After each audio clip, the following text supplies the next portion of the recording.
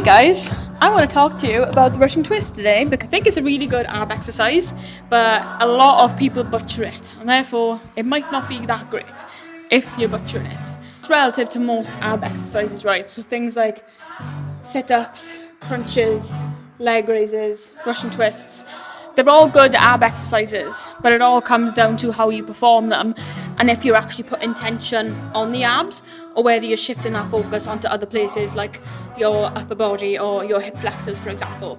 So with the Russian twist, it's very, very common in things like classes and things like this.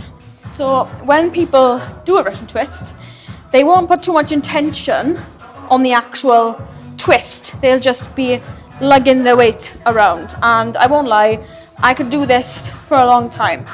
The thing that's going to give out is my arms, not my core. So this is exactly how you'll see people do a Russian twist in a class.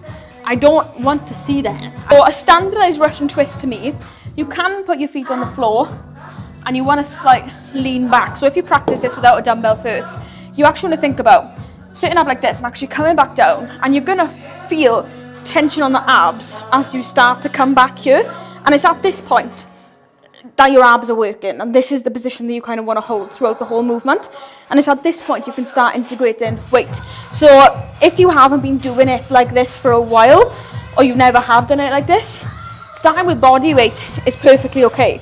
So you're going to start coming round to the sides, touching the floor if you can. If not, just get that twist.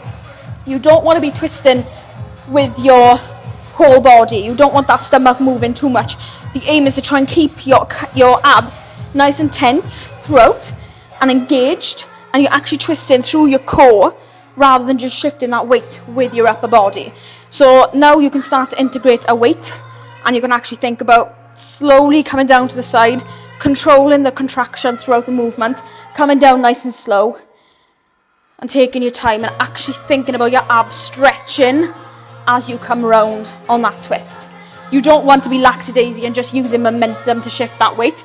You want the starting point to be here, you want your abs already engaged from the off, and you want to be coming down nice and slow, taking about 3 seconds on that twist, coming up. Don't spend too long here because tension is low here, and then tension starts to build as you come round again. So nice and slow on both sides. Now, the next way to progress that, now with dumbbells, start with like 3 kilos and start working your way up. However, another way to progress this movement is by making it a little bit more unstable, by bringing your feet up. So you can see I'm starting to shake now because I've already done a set of this and I'm talking whilst I'm doing it. So the way that my torso is coming back, my core is already engaged. I'm now making it harder with my feet above ground, and I can grab that dumbbell back and I can do exactly the same thing and really focus on that twist on the way down. Don't pause too much at the top because again, tension is at its lowest at that point. And nice and slow, and taking your time, and you want to be shaking and making it difficult. If you find you're just at the top and you're just flinging that weight, now's the time to integrate everything that I've just said. I think that's pretty much everything I want to go through. Similar concept to most ab exercises, to be honest. So if we run through it again, the first thing I want you to do, sit down on the floor, have your legs nearly extended, soft knees, and start thinking about, don't start in this position. Think about bringing your torso down to the floor to the point where you can start to feel that tension on the core. And that is exactly where you want to stay throughout the whole movement. So as you're moving this dumbbell, your core stays nice and tight, because as you come up, tension starts to get lost.